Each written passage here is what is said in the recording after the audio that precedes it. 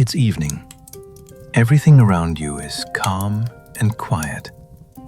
You are walking along an old road, stepping on wet stones after the rain. With every step, the city you left a couple of days ago feels farther and farther away. The air is cool. You pull your cloak tighter and start to feel a bit tired. Ahead, you see a house. It looks old. A low thatched roof, a faded sign, and a crooked window. As you get closer, you notice the door almost blends into the wall, and there are puddles and mud at the entrance. The house seems a little strange, but also a bit cozy. You decide to go closer and see if you can spend the night there. You think to yourself, this must be an inn at the edge of the world, or at least at the edge of your journey tonight. Nobody really plans to stay in a place like this. But when a storm starts outside, your plans don't matter anymore. Now you're standing there, soaked up to your knees, your shoulders aching, hoping just to find some kind of shelter. You don't bother to knock. You just push the door open with your shoulder and step inside.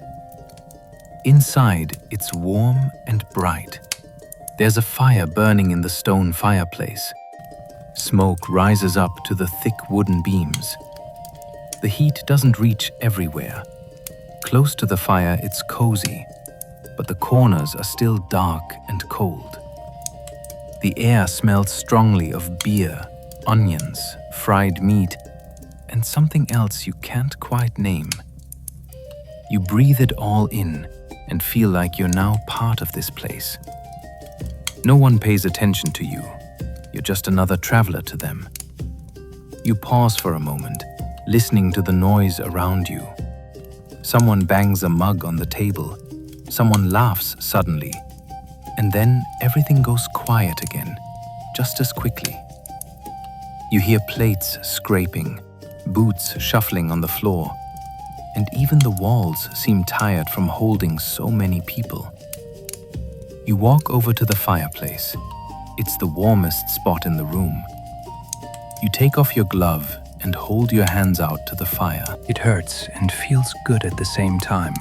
The heat brings you back to life. Right now, you understand that you can keep going simply because you know how to endure. Of course. Here's the same passage in simple English. A girl with her hair tied back and a red face from the heat walks between the tables. Someone gives you a mug of foaming drink. You take it. Here, it's not polite to refuse. You sit at the end of the table. Your boots scrape the floor. Water drips from your cloak. Next to you are 3 men, a woman, and a boy eating bread. Nobody pays much attention to you. They just move a little to make room. In the crowd, you feel their warmth. It's normal here for people to sit close together and not feel alone. People keep talking, sharing complaints, joking, discussing the harvest or the road. Someone plays cards nearby. You hear coins and fingers tapping on the table. Soon, no one notices you anymore. Being invisible is a relief. Food appears. Thick stew with some vegetables and maybe meat and hard bread. It isn't tasty, but it's filling and warm. Later, a man in a red shirt stands up and starts singing a simple song. Others join in. The whole place feels calm and safe. The noise and warmth help you relax, and for the first time in many days, you can just rest. Glancing up, you notice it. A hunk of iron nailed above the fire, misshapen but unmistakable. A horseshoe, garlanded with dried rosemary. You've seen such things before, defenses against evil or luck or both. Here, it is a statement. This place survives, no matter what the world brings to its threshold. Your eyes meet the innkeepers for the first time, a stocky figure, face all shadow and shine, moving from table to hearth with steady, economical grace. Their gaze slides over you, assessing not your worth, but your need. A nod, barely perceptible, but you feel it settle whatever small anxieties skitter at the edge of your sleep-deprived mind. A sudden draft chills your calves. The door opens, closes. Another traveler, soaked and hollow-eyed, enters. No one greets him. No one scowls.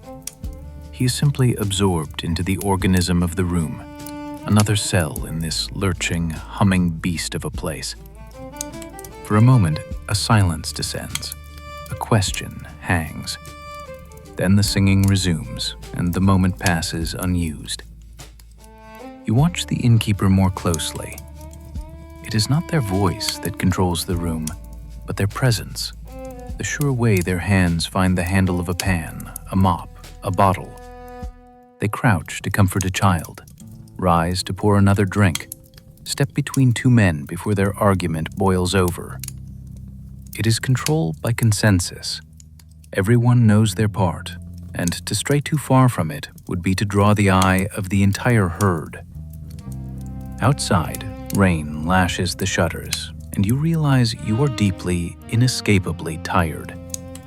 Not just your body, but something deeper. The kind of tired that comes from uncertainty, from carrying too much with you on strange roads. The woman beside you catches your eye and, after a moment's pause, offers a thin smile. There is a trace of mud on her cheek, a kindness in her silence. You nod, companionable, and find in that moment an understanding. Survival here is measured not by strength, but by willingness to fade into the current of the night. The innkeeper gestures toward a pile of rough blankets and a patch of straw near the back wall. You rise, easing your stiff legs beneath you, and move without protest. Space is currency here, and the price is paid in patience, humility, and weariness. You claim a place, spread your cloak, and settle for the night. As you lie back, staring at the beams disappearing into smoke and shadow, you realize that the world outside no longer exists. It is beyond the walls, beyond the firelight, beyond memory for now. The inn breathes around you. The quiet in the far corner of the inn is unlike the hush of a forest or an open road.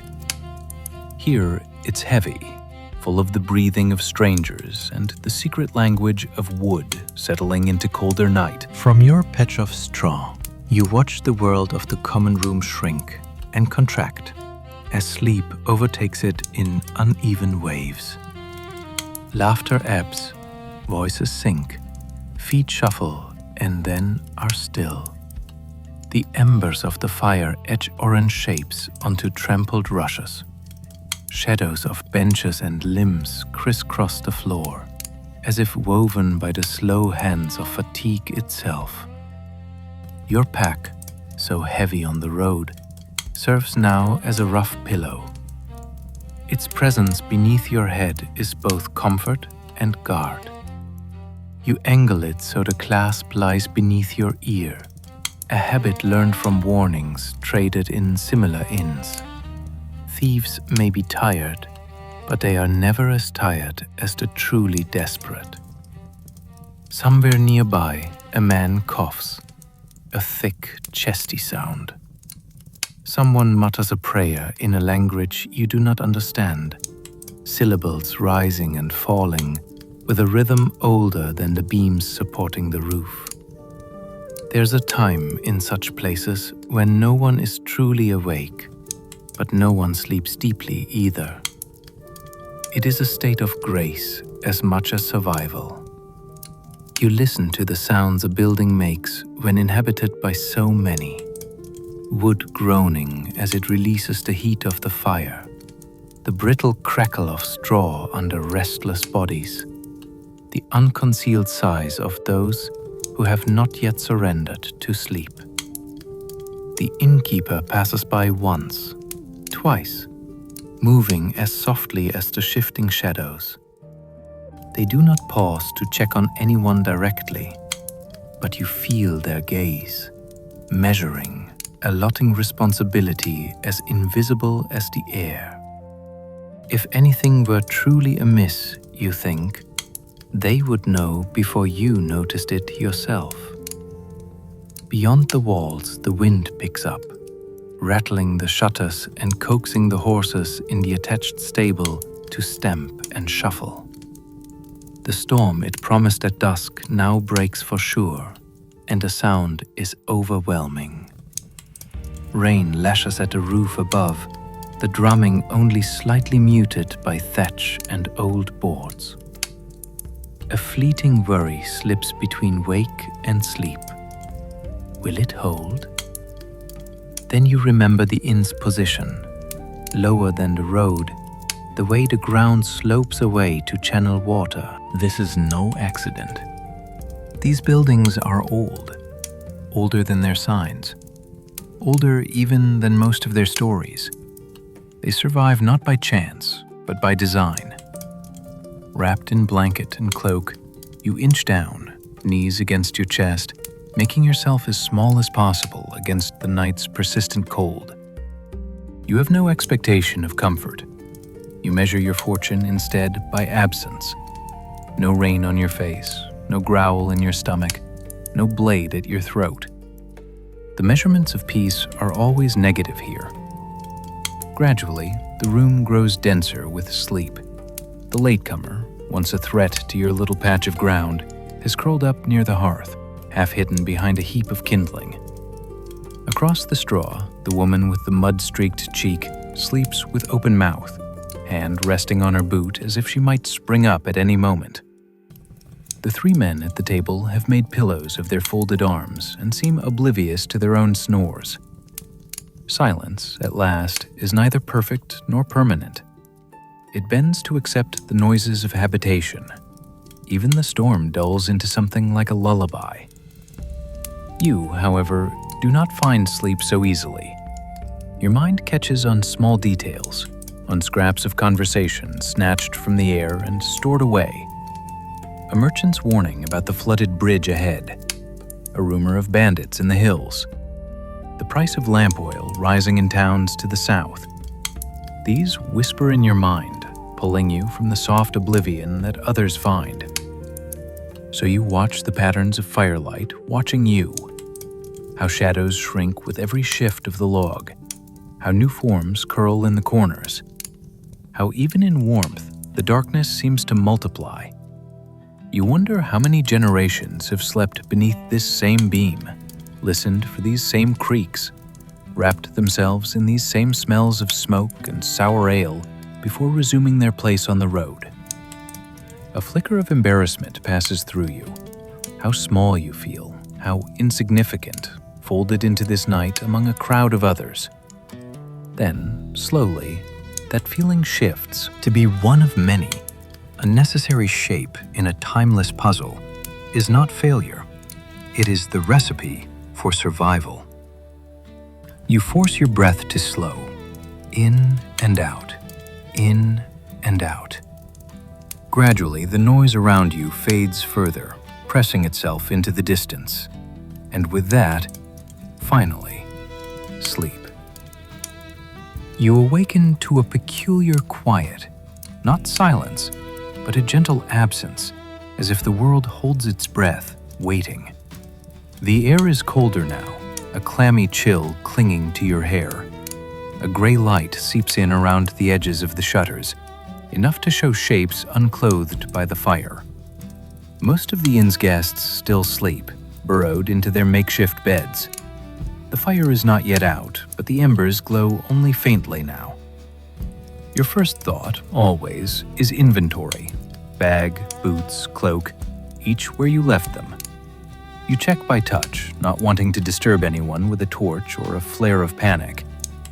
Shifting to sit up, you draw your knees toward your chest, hugging them for warmth. Your muscles protest, stiff from the cold, the hard ground, and the awkward angles of a night spent seeking comfort in a place that offers only endurance. As you move, someone else stirs, a soft cough, a shifting of weight. The woman with the mud-streaked cheek opens her eyes for a moment, then closes them again without speaking. The world is gentle in these dawn moments. No one claims it outright. You listen for voices, but hear only the soft sounds of waking and preparation. A cup set softly on a table, the sweep of boots against rushes, the quiet, practiced whisper of prayer. In these small details, you recognize both the strangeness and the comfort of being with strangers. It is the luxury of being unnecessary to anyone's story for just a little while. Movement at the far end of the room draws your attention as the innkeeper opens a small hatch near the hearth to coax dying coals back to life. In the gray morning, their features seem even more formidable, creased with sleep, care, and years, but their hands are steady, their work methodical. Soon, the faintest thread of warm air reaches your face. A promise that the day, however uncertain, has truly begun. You pull on boots and swipe stray straw from your cloak. The ache in your legs is sharper now, but not unfamiliar. You follow the flow of people shuffling slow as ghosts toward the big basin by the inn's back wall, washing with cold water fetched from outside. The shock wakes you, hands red and raw, and you marvel all over again at how the needs of the body do not change, even as the world outside these walls might topple or turn. As bowls are set out and bread is broken, you quietly receive your share. Morning food is not a feast, it is a kindness. Hard, chewy bread, a smear of something fatty, and a mug of watered ale so mild it tastes like memory. You eat in silence, as do most. This is not a time for stories, but for gathering intent, piecing together resolve for the next stretch of the journey ahead. The innkeeper moves through the room, pausing to exchange a word with each guest, often no more than a nod or a soft question. Where are you headed? How is the road this season? Any news from the south? These questions do not demand answers, but the exchange is ritual, reassuring in its repetition. You offer the coins left from last night's negotiation, small, grimy copper pieces, precious in their own way. Their passing is quick and unobtrusive, meant to be forgotten as soon as it is completed. You understand now what it means to pay, for a bed, for warmth, for the temporary illusion of safety. A final burst of cold pushes through a crack in the wall as someone opens the door just long enough to step outside and check the sky. A slice of blue, streaked with trailing clouds, suggests that the worst of the storm has passed, or perhaps merely gone elsewhere. You swallow your last bit of bread, gathering your things with the efficiency of someone who has done this many times before. One by one, others rise and stretch, stamping feeling back into bare feet, buckling belts. There is a quiet choreography to it, everyone sharing a rhythm older than music. The innkeeper stops by your side as you pull your pack onto your aching shoulder. West Road? They ask, voice low enough that no one else need hear. You nod, surprised by their memory. Bridge there's out, 2 miles down, they add, gaze steady but not unfriendly. Fields are soft, you'll make better time cutting north till midday. You thank them sincerely. Local knowledge is the true currency of travelers.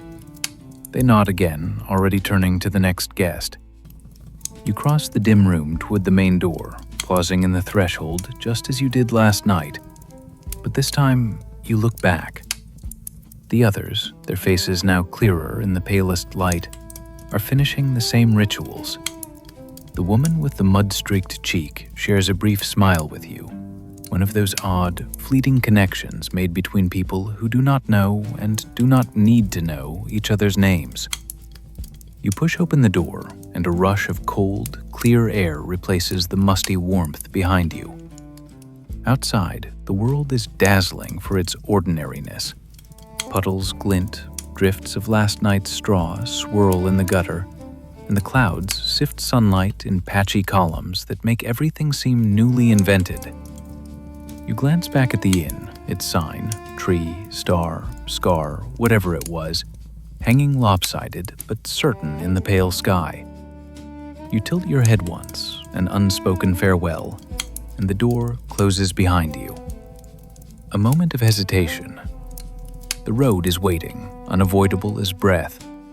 You shoulder your pack and step forward into the wet morning. The mud, the chill, the distance, all of it feels lighter now because you were allowed, for a single night, to be part of something sustained by hundreds of travelers before you and hundreds yet to come. You walk, your boots making shallow prints in the soft verge. The sound of a river somewhere unseen, promising both difficulty and direction. You have no certainty, only the habitual hope that the road ahead will offer what the night taught you to accept. Not comfort, but continuity. The world outside the inn receives you with indifference. Gone are the close warmed walls, the shared heat of strangers, the comfort of being one among many. Now you are simply a figure moving beneath a fathomless sky, boots squelching in the thick brown mud of the trade road. Each breath is wet and cold, leaving a taste of distant smoke and the promise of more rain. You adjust your pack, feeling again every bruise and ache that the night had only masked.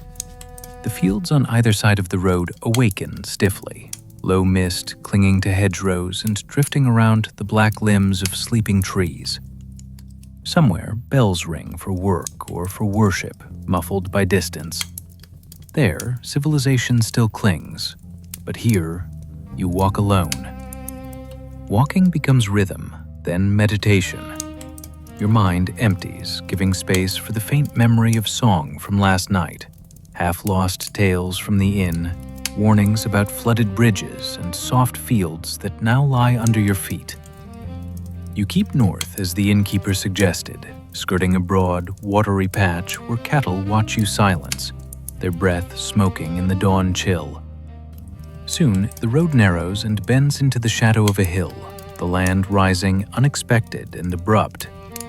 The path, churned by countless wheels and hooves, climbs between ragged hedges that grab at your cloak. Your boots slip, black mud cakes your trousers, but you press on, keeping the feeble sun to your left. Each step is a negotiation with the unpredictable road, sometimes firm, sometimes betraying you to the muck below. At the crest, you pause for breath. The view east is a patchwork of fields and woods, a gray river winding among them like a serpent. You see now how distance unwinds? The next village is a smudge of roof, a huddle of smoke, miles off yet, but visible, a promise kept by the road. The wind is sharp, bringing the stink of manure and wet hay. The world here is less romantic than stories suggest, but it is honest. You are not the first to stand on this hill. Scuffed tracks, half filled with water, show where wagons have passed. Hoof prints cross at an angle, one heavy, deep, recently pressed. You kneel and touch the print, the edges still sharp. A rider, and not long gone. A thrill of caution surges under your ribs. Bandits or messengers, traders or lost souls, it hardly matters which. On the road, every stranger is a story that could, for an instant, reshape your life. You move on, quickening your pace until the rutted path smooths, then flattens back into the valley. Here, the breeze is sweeter. New grass pokes through winter's old straw. You pass a wooden cross at a wayside hung with withered flowers, a remembered loss. Someone paused here before you. Someone prayed or despaired. You nod in respect. Every traveler owes the dead. A stream marks the next boundary, running swollen and brown beneath a narrow bridge of planks lashed with rope. You test the first plank with your boot, then pick your way across, arms outspread for balance. the sound of rushing water loud in your ears. Halfway, you pause, looking down. Your reflection flashes by, distorted, ghostly, swept away downstream. Another lesson. The road remembers, even when you do not. On the far side, you find company. 2 figures rest on a fallen log, both young, both dressed in the patched, practical garb of people familiar to the road's hardship. They look up as you approach, one with guarded curiosity, the other with unabashed hunger. Beside them, a battered pack and a walking staff. You do not reach for your knife, but you do not loosen your hand from the strap of your bag. "Morning," you offer, your voice rough from disuse. "River's high," says the bolder of the two, a girl barely older than 16, hair in a ragged braid, cheeks chapped from wind. "You stayed at the inn last night?" She nods toward the south, where the roofline is just visible above the drifting vapors. You answer with a nod, wary but not unfriendly. She gestures to her companion, a boy with eyes almost too large for his face. "We came in late. No room by the fire, so we slept in the hayloft." There is a tone of resignation, not quite complaint, not quite pride. You weigh your words carefully. "It was crowded even then," you say. "You didn't miss much, except maybe the stew." The boy cracks a grin. The girl relaxes her grip on the staff. These small concessions mark safety for now. You break bread together, coarse stuff still damp from your pack, and share what news you have of the road ahead. They know a shortcut through the eastern woods, but warn of wolf tracks and a fallen tree blocking the path. You exchange coins and information, each the richer for it. As you prepare to part, a single question lingers. "Where are you bound?" the girl asks, as if the answer will explain everything about you, your choices, your silences, your particular weight of sadness. "For now," you say, looking east, "the next village. Beyond that, wherever the road leads." She nods. "That's most of us these days." You continue alone. The rhythm of your stride returns. The muddy road becomes softer underfoot. You pass another wayside cross, then a shattered cart lost to the mud or thieves. Evidence of others, always. The road is never truly empty, only quieter than your fears. By midday, the sky is cleared, thin sunlight pooling in puddles and glinting from the metal brackets of a distant sign. The village is nearer, close enough that you can smell wood smoke, hear a dog barking, see the small figures at work in the fields. This, you think, is how a life is built. Not from grand beginnings or endings, but from the slow accumulation of ordinary steps, small crossings, nods given and received, stories traded and forgotten. At the village edge, you stop where the trek meets a more substantial road of packed stone. A drover herds sheep across your path, his dog barking at your heels until you show empty hands. Children stare with frank curiosity, then are called away by a mother's sharp voice. You hesitate at a crossroads marked by a weathered post. The village inn sits low to one side, smoke curling from its crooked chimney. Not as large as last night's shelter, but sturdy, the windows patched with skins. There is comfort here of a sort, predictable discomfort, routine uncertainty, the echo of last night's fire waiting. Your stomach grumbles at the memory of stew and bread. Hunger makes the decision. You step toward the inn. Inside, the space is smaller, the light more golden than orange, walls painted with centuries of soot. The tables are fewer, the faces more familiar one to another. But you find a corner by the window and settle, placing your pack beneath your feet. The innkeeper, a short woman with iron-gray hair and hands like spades, brings you a bowl without being asked. You eat, dipping bread into the oily broth. The room filled slowly with the ambient hum that all inns share. Laughter that turns on a word, arguments caught and soothed by habit, the steady rattle of spoons and coins and tired boots. You do not speak, but you listen. You have learned that listening is power on the road. Across the table, a merchant with ink on his fingers asks if you're headed south. You shake your head. He warns of trouble there, guards demanding extra tolls after a recent theft, bandits running unchecked where the market meets the forest line. Someone else mutters about taxes on salt. Another complains of spoiled grain. A third tells a half-remembered tale of a traveler who vanished, walking these roads on a moonless night. By the fire, a mother calms a crying child with a lullaby older than the inn itself. Its melody is simple and sweet, but its rhythm is ancient, a reminder that even here, in the narrow span between comfort and risk, the price of continuity is always vigilance. Evening is now a suggestion at the window, purple shadows stretching across the road. You pay your coin, accept a thin blanket, and claim your straw in the corner. As you settle once more, alone but not truly lonely, your mind turns to the road ahead. The innkeeper's warning, the girl's advice, the traces of lives scattered along the way. They all blend into the hum that holds you as sleep draws near. You close your eyes, listening to the fire, feeling once more the measure of peace drawn from the nearness of others. Your journey is not a tale of conquest, but of persistence.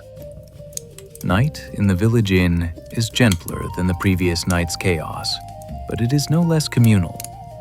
The fire glows low but steady, sending waves of warmth into the room and painting everyone in honeyed, shifting light. You lie on your straw bed in the furthest corner, half sheltered by the curve of a wide, ancient barrel, your travel cloak drawn tight around your shoulders. Boots and bag are tucked under your knees. Soft murmurs drift from the main room, voices low and private, respecting the thinness of the walls and the shared insistence on rest over revelry. Around you, sleep fits people in awkward angles. The merchant who spoke to you presses his head to his folded arms atop the table, as if still accounting sums in his dreams. By the hearth, a cluster of locals, likely laborers bound to this patch of earth, curl in a huddle, seeking both warmth and protection in each other's presence. The mother and child lie side by side, the child's breathing gentle and even. The old innkeeper herself slumps on a stool near the door, hand still loosely curled around a ring of keys. The world entrusted to her even in slumber. In this softer dark, you find a peculiar peace. You look up at the ceiling, tracing the blackened beams with your gaze, listening as they contract and whisper, pondering how many seasons, how many strangers' stories have seeped into the old wood. You think, perhaps, of home, if that word means anything now. Places and people drift loose inside you, images blurred by time and distance. You try not to grip them too tightly, wary that sorrow will keep you awake longer than you would like. Yet sleep is still slow to come. Fragments of the day's travel flicker and spin behind your closed eyelids. The careful crossing of the river, the negotiation with the girl and boy by the log, the quiet weight of warnings received and passed on. Faces emerge from memory, those you've helped, those who have helped you, those who vanished along the way. This road makes you a collector of details and silences, a keeper of the names that no one else remains to speak. Eventually, the warmth and rhythm of shared breathing lull you into a fragile rest.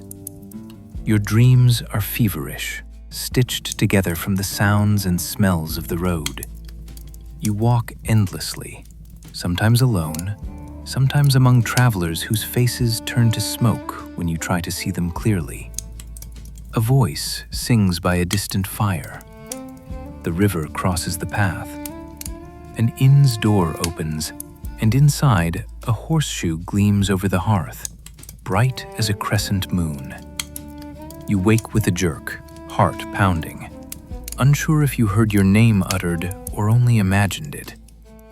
You listen, but the room holds only the ordinary sounds of the living. Someone snoring, embers shifting, the innkeeper muttering once, unintelligibly, in a thin dream. There is, behind it all, the faint echo of rain on the roof. An old friend now. No danger comes. Weariness reclaims you. By dawn, the rhythm of travelers resumes. The first to move are always the merchants and drovers, people whose days are measured by profit and by the sun's brief generosity. You rouse yourself, pulling on boots still damp from yesterday, and gather your things quietly, not wanting to wake those given the rare fortune of sleep without urgency. The inn has become a different place in the pale morning. Tables are wiped clean, the air is tinged with the smell of warming broth and, faintly, with smoke from a peaty fire. The innkeeper is up, stumping about on sturdy legs, replenishing the embers and greeting every riser with a solemn nod, but no words. Outside, the day is gray and mild. Clouds hang low and patient. The puddles in the road reflect a sky the color of old tin. The village is busy in a modest way. A few animals nuzzle frozen grass near the edge of the green. Wood smoke drifts lazily between houses, and the baker, always up before even the merchants, has his door propped open, sweet steam billowing out. You step outside, pausing, as is now your custom, to scan the street for signs and strangers. The locals do the same, eyes brief and practical. In a hush of mutual understanding, you all acknowledge the rule. The road is not a stage, and no one here is an audience. As you cross the green toward the square, a voice calls from behind you. The merchant from last night, the one who muttered about guards and tolls, waves you over, a tight smile on his lips. "You going east?" he says, voice low. You nod. He shifts his satchel from shoulder to shoulder, glancing at the sky as if seeking omen. "If you catch up to the drovers, keep to their left. They know which ruts have the worst holes." He hesitates, then adds, "If you see a blue ribbon tied to a gatepost, go past. Trouble for travelers there. Quiet trouble." It is the nature of the road. Warnings, signs, small tokens binding together those who must keep moving. You accept the advice with a murmur of gratitude. He does not linger. You find the nearest well, drawing water with careful effort and splashing your face. The cold is bracing but invigorating, rooting you in the day's reality. As you leave the center of the village, a few women gather near the baker's door, crating bread and morning news. You catch snippets: an ailing ant, a fox sighted, talk of the next fair. You rejoin the road as the morning lifts. The sky remains flat and silver, but the land ahead is open, fields stitched together by hedges and dotted with pale yellow buds, announcing a reluctant spring. Your breath fogs, and small birds skitter from branch to branch above you, calling warnings or greetings. You walk. The rhythm, once hardship, becomes familiar again. You shift your pack to ease a shoulder's ache and quicken your stride, eyes alert for every sign left by others. A broken twig, boot prints in mud, the trace of a wagon's iron wheel. Midway through the morning, as you reach the edge of a small copse, you see a blue ribbon tied neatly to a post, just as warned. From a distance, it could be mistaken for a child's ornament or an innocent scrap of festival cheer. Yet as you draw nearer, you sense its significance. a marker not for celebration, but for avoidance. You pass the path without pause, making a mental note to add another small warning to your own memory map of the world. The trees give way to wider fields, and around a slow bend, you catch sight of the drovers, a group of 4, shuffling a dozen sheep along the track, their sticks clicking rhythmically on the stones. You follow at a respectful distance, matching their pace. Their passage guarantees safer footing, and bandits are less likely to approach a crowd, even one formed only for a mile at a time. As midday draws near, the fields on either side grow greener, and your spirits lift with the light. The sheep nudge through a shallow ford. You watch them, small miracles of endurance, their world narrowed to grass and the road underfoot. You pass another inn sign, this one barely legible, half eaten by lichen. Its window is shuttered and cold, a warning that not every refuge can be trusted. Not every sign leads to welcome. You move on. By afternoon, the drovers peel away, heading to a side field, their sheep already forgetting the road. You nod your thanks and return to walking alone, savoring the brief, anonymous company you've shared. The sun finally breaks through, pale but determined, and you stop to eat a heel of bread, the last kept from the village. Sitting on a low stone, you look back at the path you've walked, visible in fits and starts between brambly hedges and copses. The inn, the warnings, the shared sleep, the rhythm of other people's steps, all feel near, yet already irretrievable. The road, as always, asks you to let go, to move forward, and take only what you truly need. Afternoon settles on the road with a hush, the kind that dims the sounds of your footsteps and lulls the busy clamor of the day into a steady, persistent rhythm. The sun, finally unbothered by clouds, stretches thin shadows across the hedgerows, lending a temporary gentleness to the endless miles ahead. Your world has grown simple again. The weight of your pack, the murmurs of the wind, the shifting play of light on field and ditch. Walking, you find your thoughts drifting, drawn to the slow transformation you have undergone since leaving the city's ordered stone. You have become patient out of need, measuring distance not in urgency, but in stretches between landmarks, the feel of smooth stone or treacherous mud beneath your boots, the slow wearing of aches into something manageable. Hunger visits now, but not as an enemy. It is simply a guide, nudging you toward resourcefulness. You follow the road as it narrows and curves, skirting a copse of trees alive with birdsong. It is quieter here, far from the bleating sheep and the drovers' sticks. Beneath a hawthorn, you pause to adjust the pack strap biting into your shoulder. Your fingers, numb at the tips, marvel at the rough texture of the weathered leather. Rest, for a few moments, is as simple as breathing. You sit on an old stone, draw a drink from your flask, and watch sunlight flicker through green leaves just beginning to bud. It is there, in the hush, that you hear the first sign of another traveler. A muffled cough, then footsteps approaching without hurry.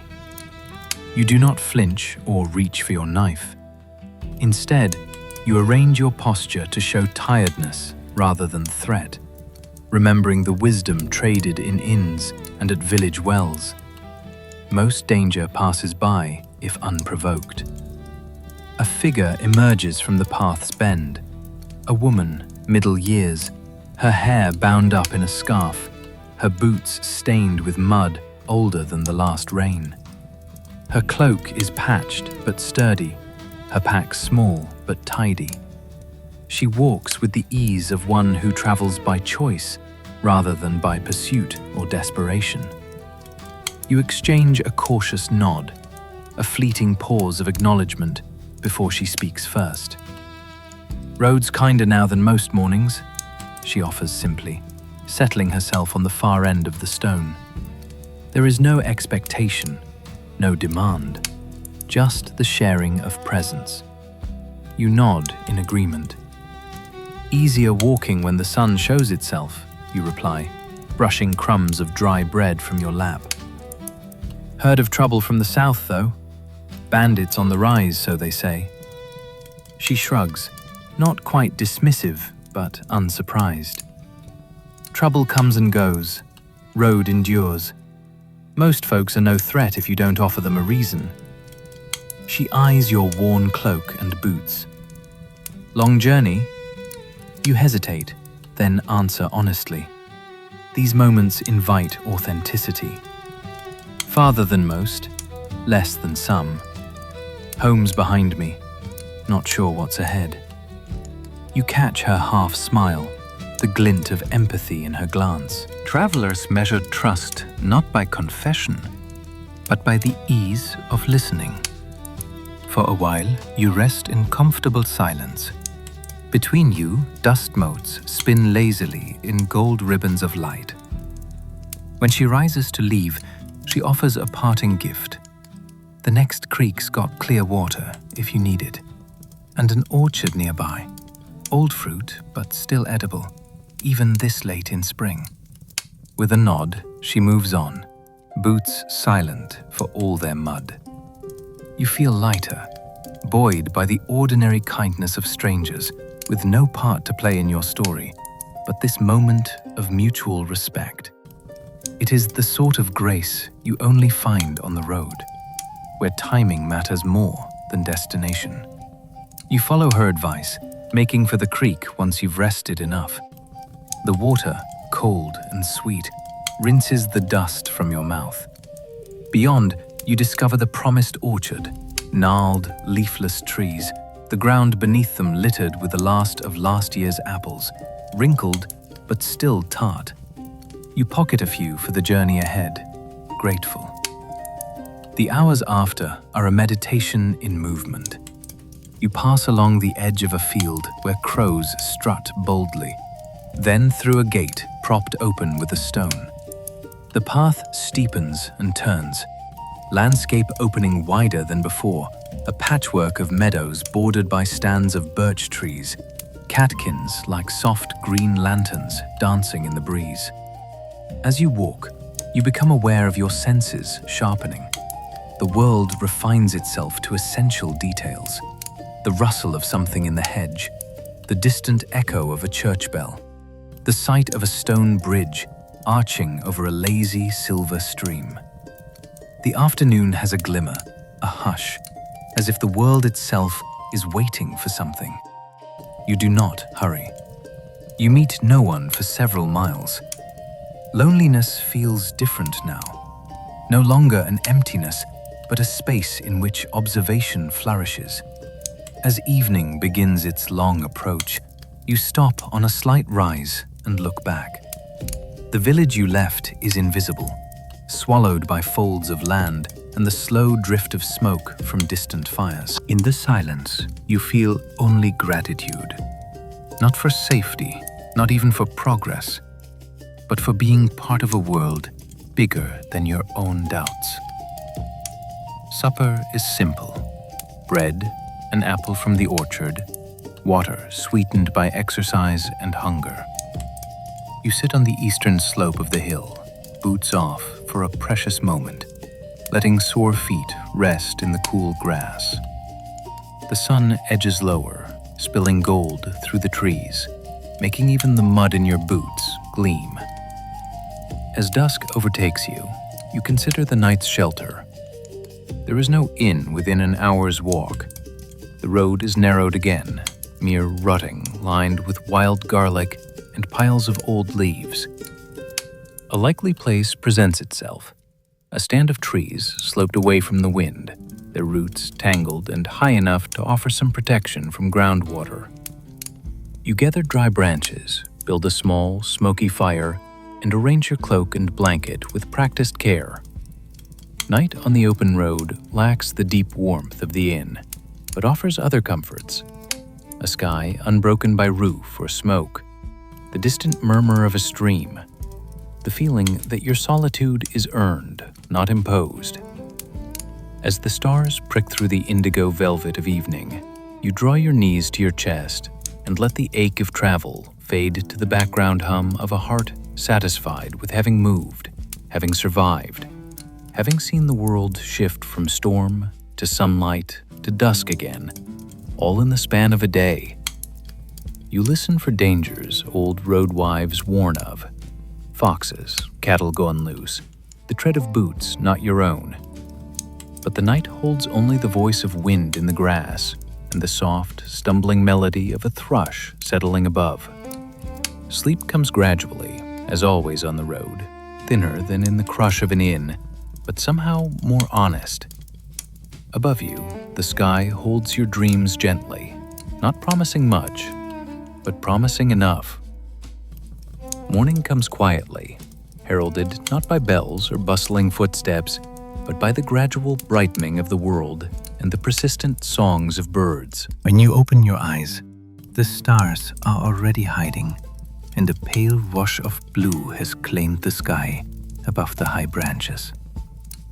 Your fire is nothing but faintly warm embers now. Dew beads along your blanket and glimmers on tangled roots.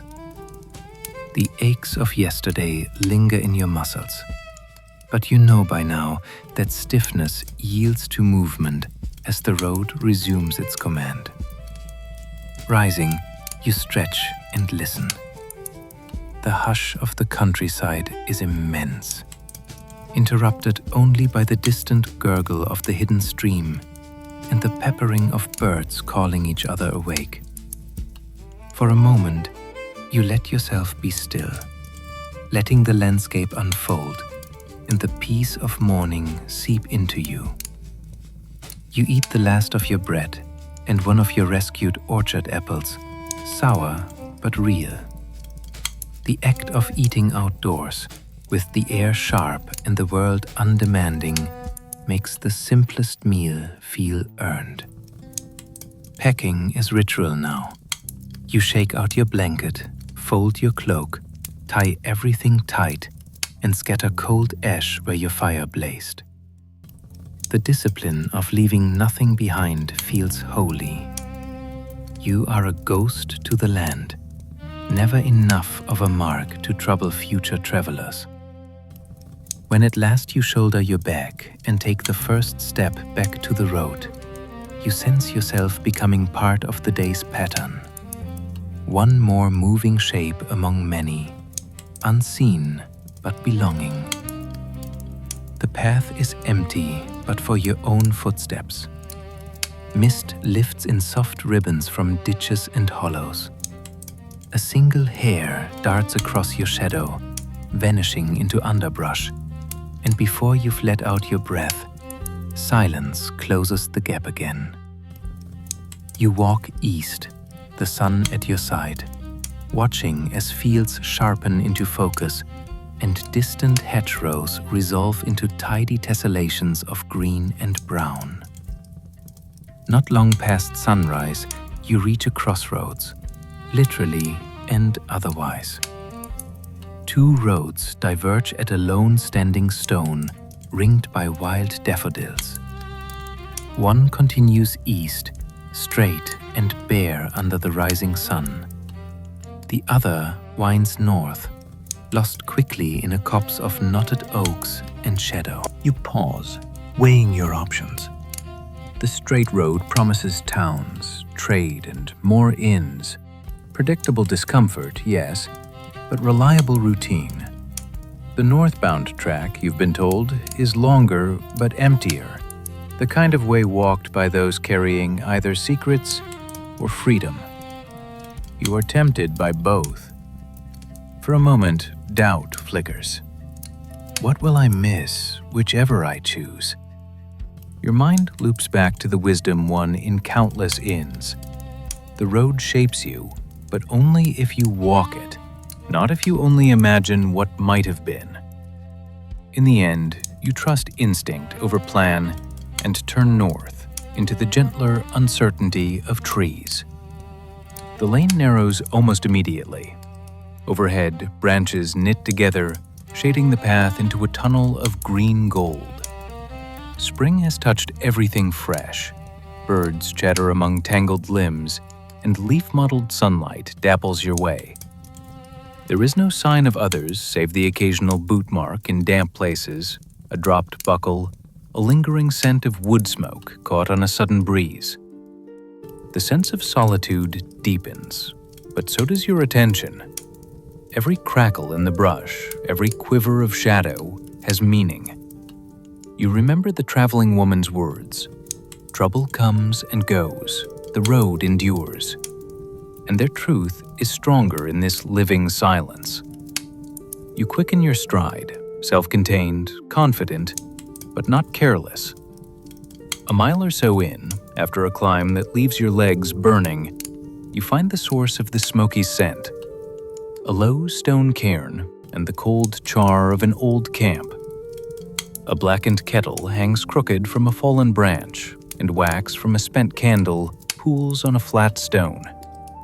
Someone was here not many days ago, but the place is empty now, a whisper of fellowship shared only in absence. You pause, consider pouring water for tea, but decide to move on. Habit, hunger, and caution all nudging you forward. The woods grow thicker, and the track is crossed by runnels and gullies, all veiled by last autumn's leaves. Progress slows, but your mind wanders productively. You remember small lessons. How to tell old trails from traps, the changing calls of jays signaling a fox, the sudden hush that means something larger than you has paused nearby, watching. You walk with your senses ahead of your boots. By midday, the path emerges onto a wide green common, ringed by bramble and scattered oak. The brightness is almost startling. In the open, you see movement far off, a pair of deer, pale and alert, pausing at the edge of the trees.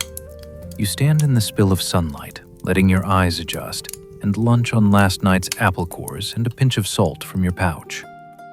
Here, the road feels kind, a rare and fleeting thing, too precious to take for granted. You cross the broad meadow, stepping around patches of wild garlic and violets. On the far side, a brook curls, cold and clean, crossed by stepping stones, slick with moss. You laugh aloud when you almost slip and steady yourself.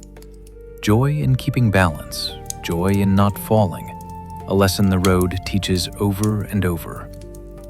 Beyond the brook, a hedge gap and hint of wagon ruts promise that others have passed this way. You thank the unknown builders, silent allies in your journey. The North Road, though less traveled, is not forsaken. Until evening, its rhythm is variation. A fallen tree here, a splash of bluebells there, the fleeting rush of partridge flushed from cover. At times, you sing under your breath, snatches of songs learned from strangers, lyrics mixed with nonsense, to keep silence from becoming too sharp. No one is there to hear but birds and the wind. You are entirely yourself. As dusk nears, the woods thin and the view opens once more. In a hollow ahead, you glimpse rooftops, a hamlet barely worthy of the name. 4 houses set in a loose cluster, a well at the center, smoke rising from 2 chimneys. The promise of human company makes your shoulders relax. Hospitality here is unpredictable, but tonight you feel ready for whatever comes, company or solitude, comfort or the rough ease of a spot by the well. You approach with calm purpose, pausing at the boundary, as always, to read the settlement with your eyes. A dog barks once, then stops. From a window, an old woman peers out, then nods, vanishing with silent approval. You walk to the well, lower your pack, and draw water, watching as children peek out from behind a fence, giggling. One door opens, soft, cautious. A man of indeterminate age, hands calloused and steady, steps out and regards you with guarded curiosity.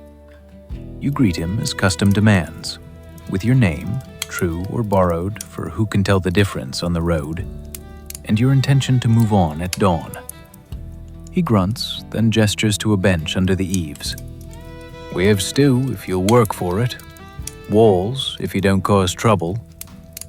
This is the oldest bargain. You accept it without hesitation. As the sun sets, you patch a fence, split a bundle of kindling. Your work is quiet, but it is work just the same. And soon, the house is filled with the aroma of simmering onions and meat.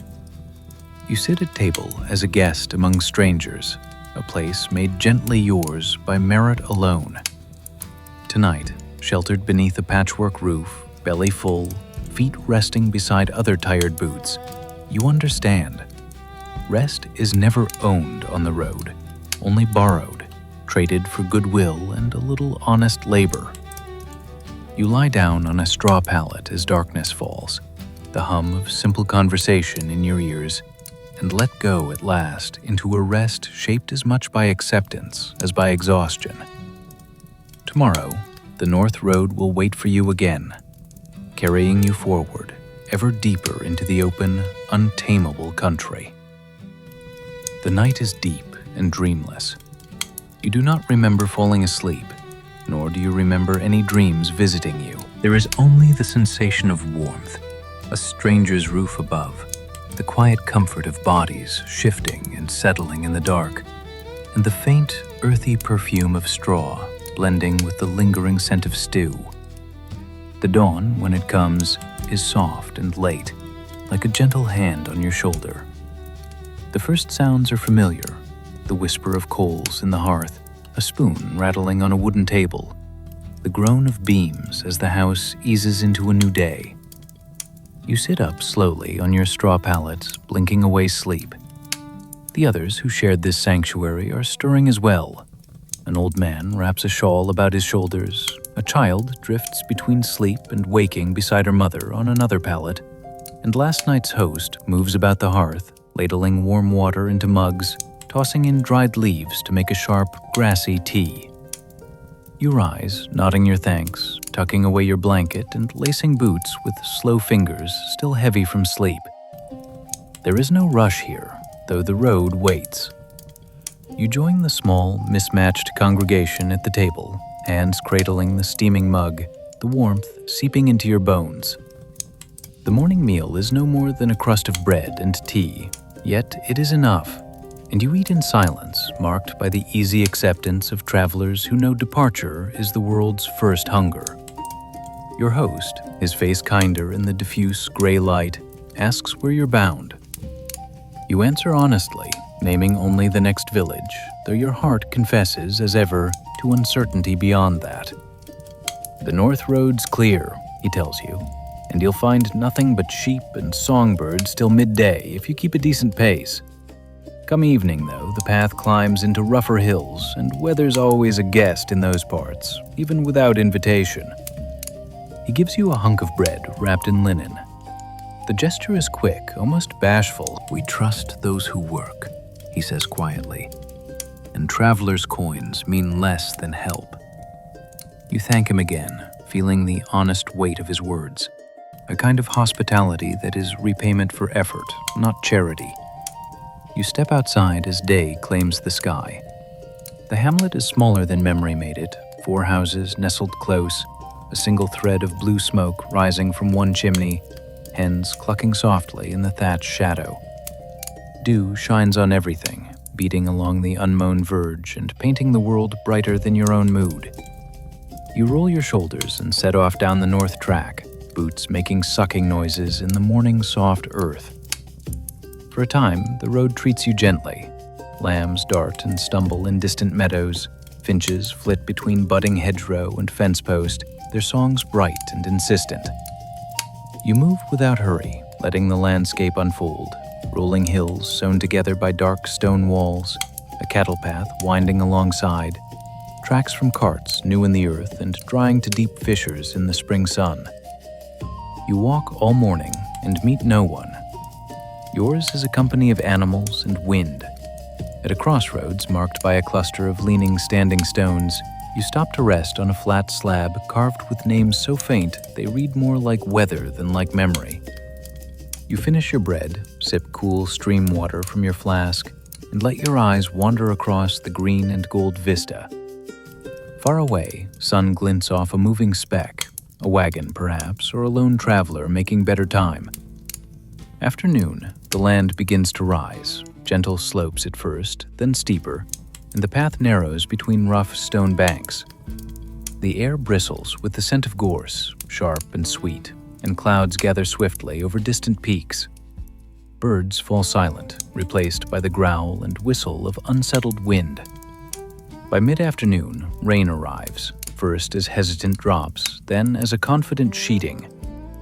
You pull your cloak tighter and quicken your pace, head bowed to the squall. There is no shelter now.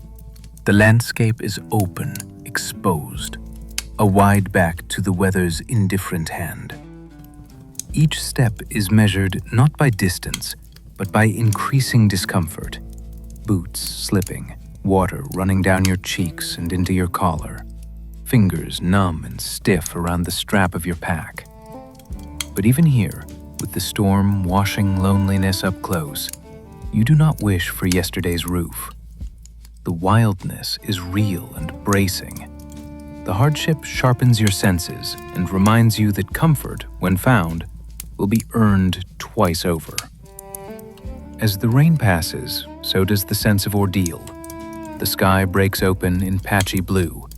Sunlight gleams on the wet grass, and a rainbow, astonishing and complete, bridges the hills ahead. You stand still in the washed air, letting gratefulness settle around your shoulders. The road runs on, shining and slow, flanked by droplets that wink like 1,000 offered blessings. By evening, you find a curve in the path that shelters you from the wind. There, stone and grass combine into a kind of nest, just enough for a traveler's night end. Birds reclaim the dusk, their wings flashing in the gold and indigo air. You eat the remains of your food, drink as much as you dare, and wrap yourself tight in cloak and presence. You think, before sleep settles in, of all the roofs and roads you have known, and of the miracle that another hard day always brings its own small, shining reprieve. The journey, you realize now, is made of alternating hardships and gifts, woven so tightly that by the time you recognize one, the other already waits. In darkness, you rest, the wind's voice soft in the grass, the hills holding you as gently as any inn. The cold before dawn is a lesson in humility. Even in your sheltered curve of hills, the night air slices through the last dregs of warmth, and you wake to find your breath hanging pale and ghostly above your face. The sky is still deep cobalt, but where it meets the rising ground to the east, a line of silver already promises morning. The world is utterly quiet. Your only companions, the gentle rustle of grass, the distant call of an owl returning to sleep, and your own muffled movements as you sit up, roll aching shoulders, and tug your cloak close. You move slowly, careful with stiff fingers as you gather your few belongings. Fold the blanket, repack the nearly empty bag, check boots for damp and stones. Your body is beginning to accept this routine, finding small strength in ritual. You remember the warmth of last night's bread, the tang of cold water, the surprising sweetness of rest, even under the open sky. When you stand, shaking out the aches, you let yourself enjoy the brief stillness, alone, contained, and calmly, purely awake. Daybreak comes sharp and soft all at once. A rim of golden sunlight ignites the wet meadows, turning spiderwebs in the grass into strings of diamonds. You walk east, each step pressing the sleep from your limbs. The path bends and rises, narrowing again as it snakes along the shoulders of the hills, sometimes shadowed by dense gorse, sometimes opening wide onto startling views where clouds caress mountaintops and, far below, Mist lingers over black woods. Birdsong is everywhere. Now and then, a thrush composes an aria of liquid notes atop a stone wall. Swallows dip along the hedges. Sheep, half invisible in pockets of fog, blink at your passing with gentle indifference. There is something holy about this hour. The way it sharpens your senses, peels the world down to light, sound, breath, step. By mid-morning, the road grows busier, as if the day is gently reminding you that you are not truly alone on this journey. Somewhere ahead, the clop of hooves and rhythmic jingling become audible. Rounding a turn, you overtake a pair of drovers guiding oxen hitched to a wagon loaded with sacks of grain. The men are broad and grizzled, faces shaped by wind and work. One of them greets you with a nod. "Road feels better in company, eh?" he says, his accent rolling like the hills themselves. You smile and walk beside the wagon for a time, falling easily into conversation. Their stories are plain but vivid. A birth in the spring, a near disaster on a flooded river last autumn, the simple trials of getting wheels unstuck from the sucking mud of early thaw. They ask for news, and you give what you can, of inns, of villages safe and unsafe, of places where the bread is hearty and the beds dry. In exchange, they warn you of a bridge ahead, half broken by spring floods, and describe the best place to cross on foot. By midday, you part ways, drovers turning off for a farmstead, you continuing north and east, mind filled with images and the comfort of conversation well matched. The day is warming now. You peel back your cloak and let the air touch your arms, walking faster, feeling a new lightness in your step. Hunger returns with the sun. You find wild onions and watercress by a rill and make a sharp, green meal, eaten beside the trickle, hands washed in the cool stream. The country is changing. Hills smooth into long, downward sweeps of pasture. The road widens and is pressed hard by innumerable feet and hooves. You see more people, traders with carts, travelers alone and in pairs, even families with children trailing behind like a flock of chicks.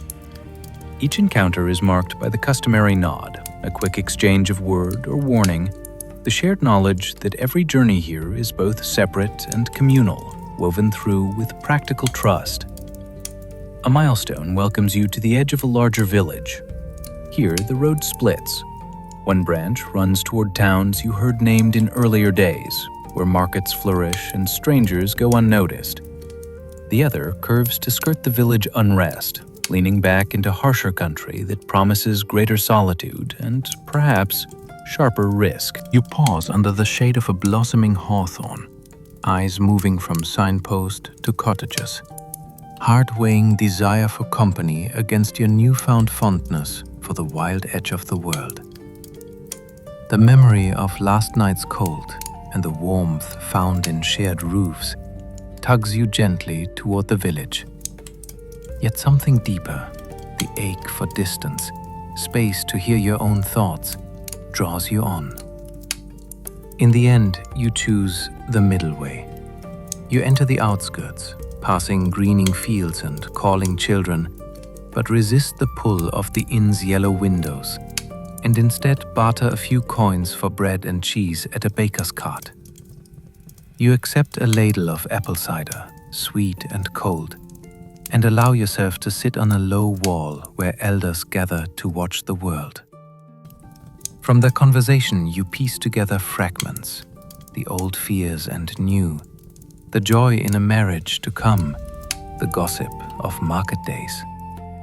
An ancient woman, hands scarred and beautiful, offers you advice. If you cross the ford at twilight, follow the heron. He always finds the safe footing. The wisdom makes you smile, simple and true as spring. You set out again as the sun begins to slide toward afternoon. Soon the country grows quiet once more. Fenced fields become open pasture. Cows graze at a distance. The path marked only by the ruts and boot prints of those gone before. The fatigue you expected does not come. Instead, you feel carried along by momentum and mild curiosity, the sense that you could walk for days, perhaps years, in a world this wide and various. Just before dusk, you come again upon water. The bridge here is, as the drovers promised, broken. One side slumped low, timber split by floods. You take off your boots and wade carefully, the water icy, following the heron's silver form as it glides noiselessly upstream. You emerge just as the last light brushes the meadows, feet cold but safe, lips whispering silent thanks for luck and for birds. That night, you camp by a willow with dripping branches. Your meal is simple, your blanket thin, but the sky above is broad and brilliant with stars. As you fall asleep, you listen for the sounds that have become your reassurance. Frogs from the river, the late trill of a nightjar, the distant, cozy hush of villages settling in. Your journey, you realize, is beginning to feel less like escape and more like homecoming, a return, again and again, to the world's honest embrace. You wake to the music of water, not rain, but river, steady and indifferent, slipping over stones and whispering through rushes at the edge of your newest camp. The willow's long branches shroud you like green curtains, dappling your face with gold as light spills through a sky washed clean by night. You draw your cloak tighter, shivering more from habit than the mild morning chill. For a long moment, you don't move, letting the world's quiet presence root you just where you are. When you finally stand, stretching soreness from your back and legs, you find the aches easier to bear. The days and nights carve your body into something lean, patient, durable. Even your hunger is familiar company, answered easily by the heel of bread, a morsel of cheese, a slow draft of cold, sweet water from the riverbank. You pack your things and set out, boots damp from dew, catching small seeds and grass blades as you rejoin the path. The road here is less used, less mud, more hard-packed earth. Sunlight is gentle, painting the fields in every shade of green, pale at the edges, dark and deep in the hollows, all trembling as wind brushes wheat and wildflowers alike. Larks tumble above you, trilling as if they know you by name. Early in the day, you pass through a tiny hamlet. 2 houses, a barn, a low wall crowded with moss and sleeping hens. The garden brims with purple beans and straggling cabbages. A boy, barefoot and fearless, leads a goat between stunted apple trees, singing to himself.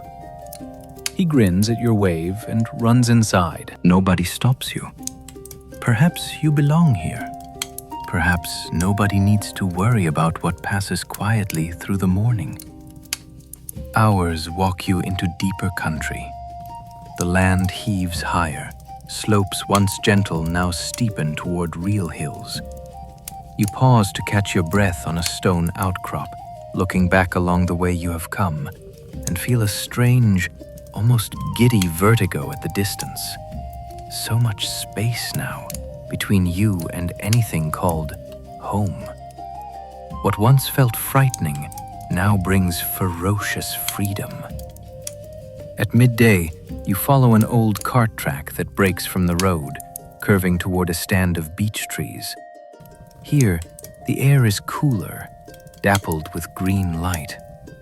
Bluebells and wood anemones crowd the shadows, and sun warms dust dancing in the stillness. You rest, finishing your bread and drinking from a spring just beyond sight of the path. It is here that you meet another traveler, not a drover, not a merchant, not a bandit or lost child, but a lone woman in a traveler's tunic, a pack slung light over one shoulder. She's sharpening a knife by the spring with an air of slow confidence. When she notices you, her face is closed in neither welcome nor warning, just the measured neutrality of someone who's learned the risk and necessity of strangers. You greet her politely, and she nods, motioning to the spring. "Cold enough for a wolf," she says, wiping the blade on her sleeve. You both fill your flasks, careful and quiet. Gradually, tension seeps away, replaced by the brittle camaraderie of two people who know the world in the same way, by its roads, its silences, the value of the smallest bit of news. In soft, spare words, you trade stories, warnings of broken bridges, of shelter and food, of villages to avoid, and paths where the grass grows undisturbed and safe. She's come from the upland country, spent a week helping a shepherd through lambing season, and is now bound for work at a distant estate, pausing only to rest and refill. "Nice to see another on foot," she says. "Makes the world less empty." You smile and offer her half of your dwindling cheese, which she accepts without protest. For a time, the two of you walk together, the silence between words comfortable, each step knitting a fragile thread across the day. Before the hills truly climb, your companion bids you farewell, turning off toward the western slopes. You wish each other luck. For a while, her silhouette is visible, small beside the great reach of the landscape. Then she is gone, and you press onward alone. The afternoon grows wild. The path is now little more than a soft line through bending grass. Wind climbs over the ridges, chasing cloud shadows and carrying the sharp, green scent of heather. Stunted hawthorns line the crest, already blooming white against the blue. There are no sounds but what you carry: heartbeat, boot scrape, the faint chink of your belt. Reaching the highest ground, you stop again to look, gaze stretching so far you can almost see the curve of the world. Patches of woodland spill like ink into the valleys, and distant rivers glitter. You realize you have not spoken, not even to yourself, for hours.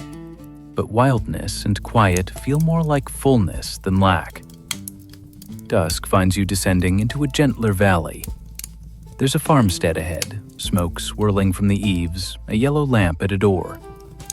You pause far enough away that you're unseen, weighing the draw of company against the pull of another night alone beneath the sky. You remember now the lessons of the long road. Sometimes you need the voices of others, read and news beside a fire. Sometimes you need the humble miracle of simply listening to your own breath. And sometimes, if you're lucky, you find both, in measure, in a single day. Tonight, you choose solitude. You camp beside a brook in a pocket of willows, letting your blanket and cloak wrap you close. You heat water for tea with what dry twigs you gathered, sip warmth beneath the stars, and know neither fear nor sharp hunger, only the reassuring ache of a long walk well ended. The edge of another dawn, and you wake to a hush, thicker somehow than the silence of night. It is as if the whole world is holding its breath, waiting for something unnamed to arrive. The brook where you camped has slowed to a lazy whisper, and the dew on your blanket is heavy, knotting the grass with glassy beads. You rise, muscles sore but spirit quietly expectant, and watch as the sky softens from indigo to pearl. Your breakfast is the last of the cheese, a dry crust of bread, and a swallow of water, cold and bracing. Each day now is a careful accounting of what you need and what you can let go of. Habits, old fears, even cherished memories that hold you back more than they carry you forward. You take your time packing, gaze ranging over open pasture and the first soft light cresting the distant hills. You're aware of how strangely at home you feel, a part of the morning's machinery as honest as brook or stone. Setting off, you feel lighter. The path leads along the belly of the valley first, past twisted willows and brambles starry with pink blossoms. Sometimes the way is barely visible, sometimes marked by feet that passed long before you. Not far ahead, you join a better-kept cart road, rutted and muddy, where signs of others, old boot prints, a wheel mark, a patch of lost ribbon, layer evidence of all the journeys that braid together, unnoticed. By midday, you reach a fork where stone cottages huddle together, sheltered by a spread of blossoming crabapple trees. You rest on a fence rail, sharing a nod with a shepherd who whistles as he checks his flock, and barter a copper for a wedge of rye and a cup of buttermilk at a doorstep. The woman inside, gray-haired and brisk, asks your business, then gestures with her chin at the hill's crown, where smoke drifts from behind a line of beeches. If you're for the north, stay left at the marker stone. The other way is washed out, with only bog for your trouble. You thank her and move on, savoring the taste of the buttermilk and the rhythm of your easy, hungry pace. The road grows quieter after the turning, less mud and more brittle grass, birds shocking from hollows in low coves. You let the hours draw you up the rise, breath settling in time with your step. The high path rewards you with sudden, breathtaking clarity, a sweep of cloud-shadowed hills, distant farmsteads like thumbprints, and, most astonishing of all, a flock of wild geese arrowing across the sky, so low that you hear the rush of their wings. You pause a long while to watch them pass, heart thrumming with a wildness you cannot maim. In their flight, you see all you have learned: endurance, freedom, the unity of purpose that needs no speech. When they vanish beyond the blue curve of the world, you start down the path again, feeling something life-changing click into place. An understanding both gentle and fierce, that you have become the kind of person who does not just survive the road, but is shaped and enriched by it. Late afternoon brings signs of habitation once again. A mill turning lazily on the stream, voices rising from orchards being pruned, a flash of linen on a line. You can smell cooking fires, hear laughter, glimpse the wheels of a cart creaking toward a siding. Now, though, you feel no compulsion to join or watch, only to bear witness, to pass by with kindness, your presence a quiet blessing. For the first time, the idea of rest pulls at you. Not just the end of a day, but the possibility of longer stopping.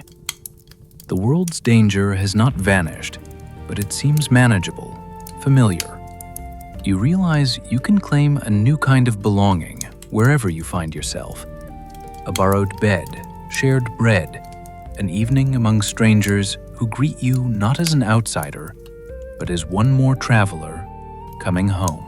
You walk into the shadow of evening, the sun lowering past inky hedgerows, your shadow stretching out ahead, a companion that will not leave while there is still light. The road smooths, familiar, intimate, its promises and perils accepted with humble gratitude. When, at last, you see another inn, a small one with a battered sign swinging above a walled garden and warmth spilling from its tiny windows, you feel only relief, not desperation. You set your pack inside the door, greet the keeper, and take your place at the common table. There are faces new and old, laughter rises and falls, and no one asks for your story. Yet, for the first time, you feel truly ready to share it, not as a recitation of hardships, but as a testament to all that was endured, learned, and given in return. That night, as you lie beneath a humble roof, the sound of voices and fire weaving through sleep, you know the road will always be part of you. Where you go next is no longer a question weighed by fear or uncertainty, but by the gentle longing to see more, learn more, give more.